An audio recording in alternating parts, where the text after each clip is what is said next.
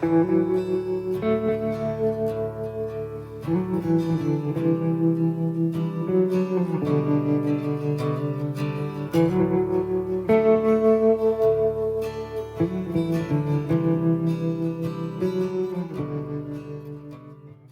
month after the terrorist attacks of September 11, 2001, I was called back to active duty with the U.S. Army. I had transferred to the Army Reserve at the end of the Cold War, along with many others whose service was no longer required in the active ranks. We never ceased being soldiers, but the reduced needs of our nation's defense caused us to adjust our daily lives to other priorities. For me, that meant returning to graduate school and eventually finding employment as a civilian in the Department of Defense.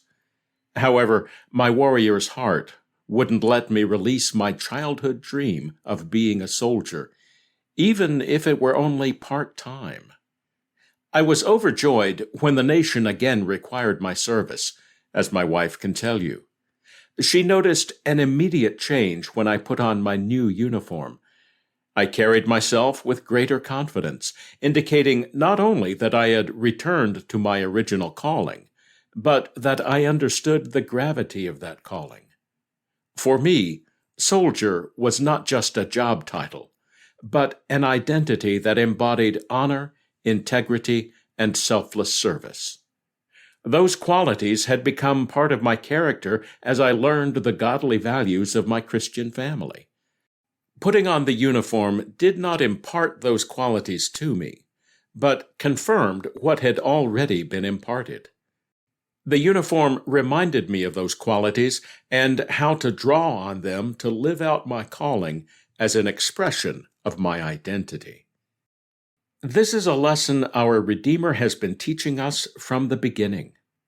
It doesn't come naturally, which is why he has taken such a long time to prepare the special people for himself that he's called out of all nations. Paul writes about that. For the grace of God has appeared, bringing salvation to all men, training us to deny ungodliness and worldly desires, and to live in a manner that is self-controlled and righteous and godly in the present age. We wait for the blessed hope and appearance of the glory of our great God and Savior, Messiah Yeshua. He gave himself for us so that he might redeem us from every lawless deed, and so that he might purify for himself a chosen people, zealous for good deeds.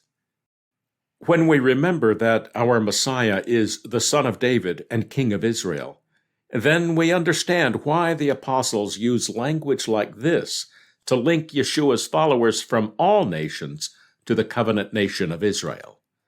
They are referring to what God told Moses when he brought the Hebrews out of Egypt. Moses went up to God, and Adonai called to him from the mountain, saying, "Say this to the house of Jacob, and tell the children of Israel, you have seen what I did to the Egyptians, and how I carried you on eagle's wings and brought you to myself. Now then, if you listen closely to my voice and keep my covenant, then you will be my own treasure from among all people, for all the earth is mine. So as for you, you will be to me a kingdom of priests and a holy nation." These are the words which you are to speak to the children of Israel. The problem is that we're not all that interested in becoming a holy nation or a kingdom of priests. Such a prospect infringes on our natural inclination to do whatever pleases us. That's why we have always tended to dodge the calling of our God, and continue to take shortcuts and easier choices even after we answer his call. Even though all are called, our Redeemer's most intensive work is with the willing. That's one way to view the elect. Many are called, but few are chosen, as Yeshua says. Could it be that few are chosen because only a few are willing to take on that identity of being separated to God as his special possession? Yeshua mentioned the few who are chosen in the context of a parable about special clothing. It's the parable of a king who had a wedding feast. But when the invited guests proved too busy with their own lives to attend, he brought in whomever would answer the invitation. The parable ends like this.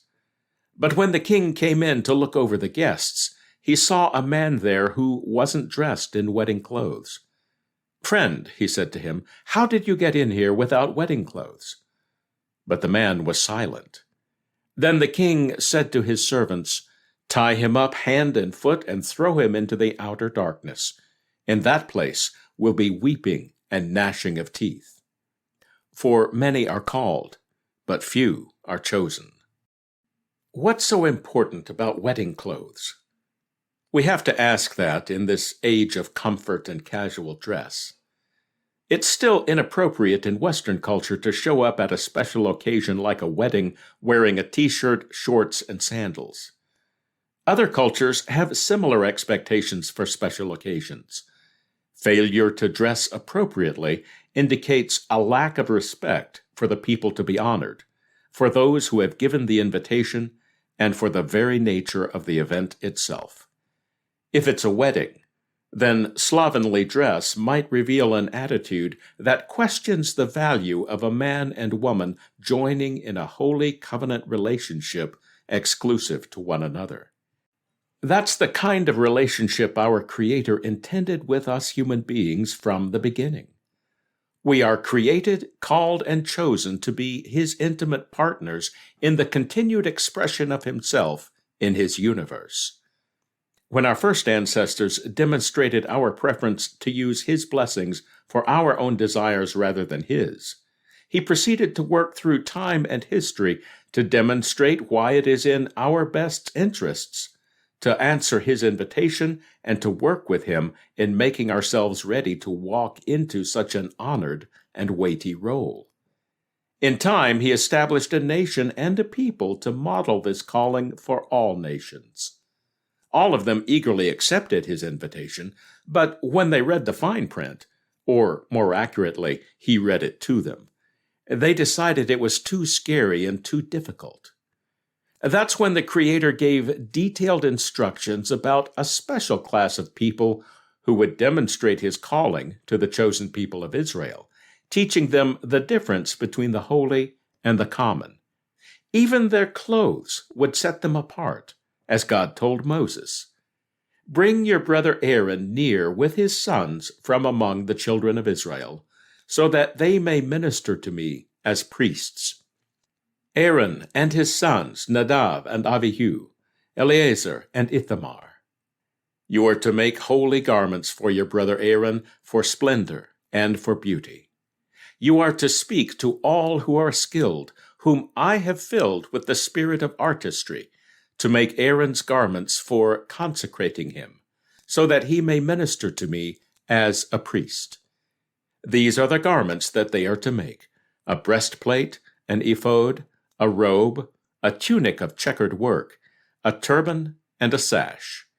They are to make holy garments for your brother Aaron and his sons, so that he may minister to me as a priest." Those priestly garments were stunning in their beauty, but they could be deadly. Those who tried to appropriate them without proper authority suffered severe consequences. Even those who were called had to be careful to live in a manner that God considered worthy of their calling. The clothes reminded them and the people of that calling and that identity. It's the same calling and identity now extended to all people who answer the invitation to join with the Messiah of Israel and become part of His chosen people. One day, we will wear our priestly garments in the way He intended all along. Until then, we do our best to internalize the qualities of holiness and righteousness He has imparted to us, drawing on them to live out our calling as an expression of our redeemed identity.